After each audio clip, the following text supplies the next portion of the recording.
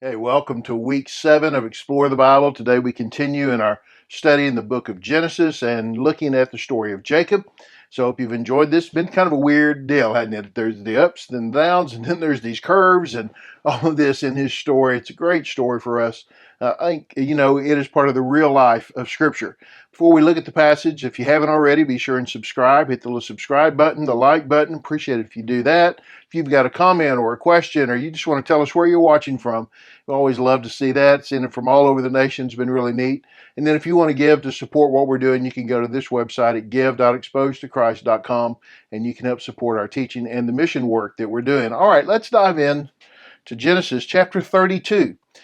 Again, read the whole chapter. Jacob is on his way back. He's left Laban. He's on his way back to meet Esau. And so he has sent kind of stages of people and gifts to Esau to try to help assuage his anger, because his assumption is, even after all these years, Esau is still extremely angry with him. All right. During the night, Jacob got up and took his 2 wives, his 2 slave women, and his 11 sons and crossed the ford of Jabbok. He took them and sent them across the stream along with all his possessions. So it's kind of the last stage of his putting people out front. He sends his 2 wives, Rachel and Leah, and the 2 handmaidens and all of his children, and he sends them across.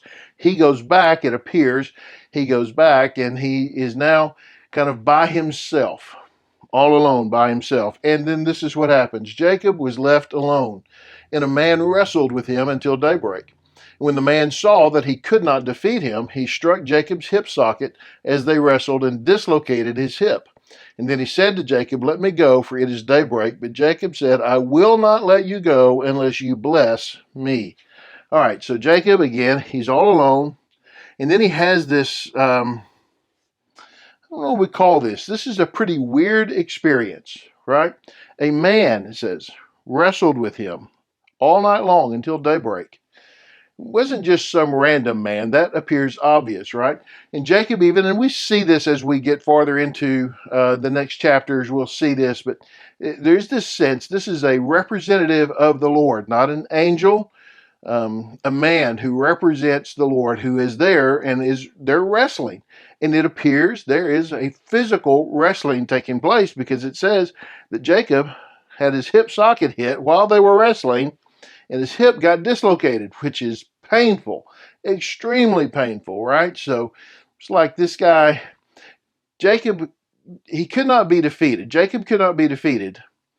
But you also have the sense this guy was kind of holding back, whoever this was, right? Whatever kind of a being, a man this was, because he could just in a moment dislocate his hip. So he's holding back something, right? But when they get to daylight, he says, "Well, let me go. It's daybreak. We've been wrestling all night long." And Jacob, because here's where you see this recognition. This was not just some guy showing up randomly in the middle of the night, right? Jacob says, "I will not let you go unless you bless me." He knew this was a God's representative. He knew that, right? And I want the blessing from God.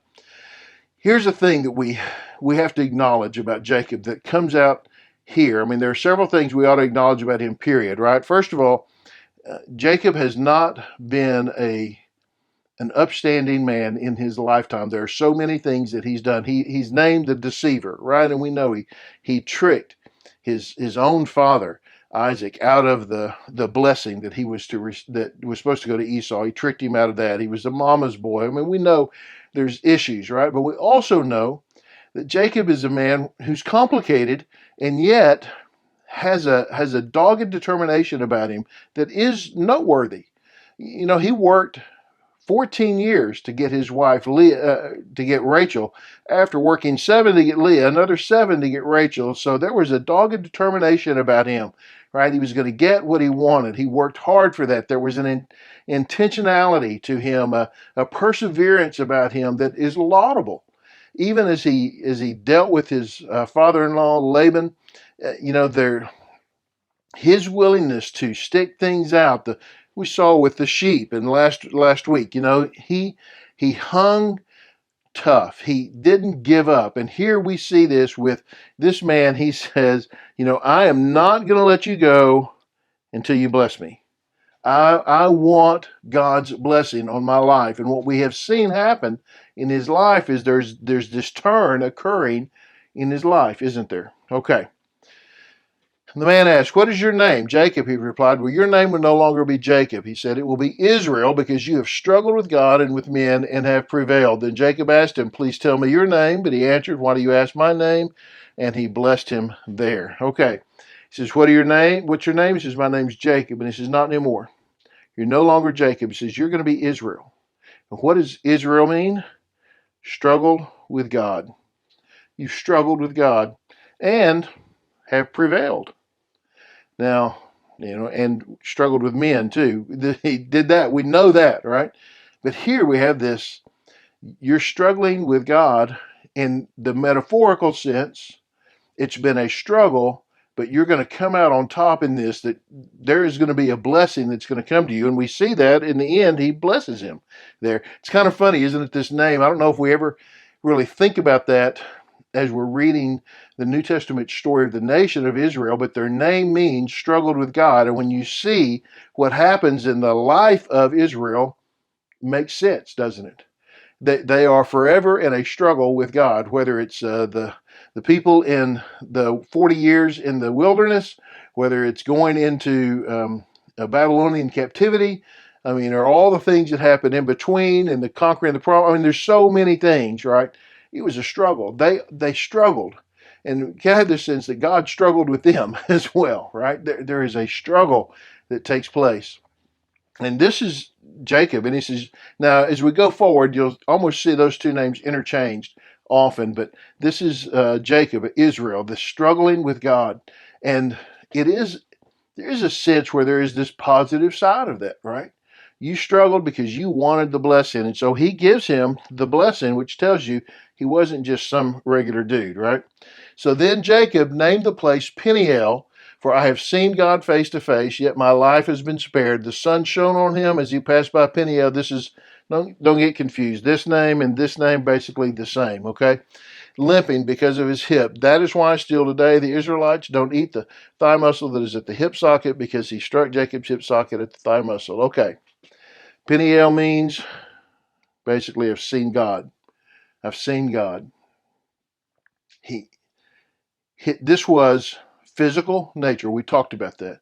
But it was a metaphor for a spiritual struggle.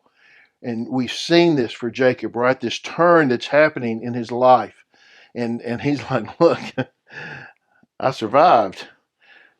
I saw God and I survived. This is a good thing, right? He lived through it. He lived to tell about it.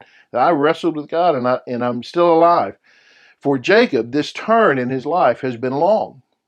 Now, sometimes we hear about it. We love those stories, right? Where somebody makes a conversion, they follow Christ, and suddenly their life just flips 180, and they're a completely different person.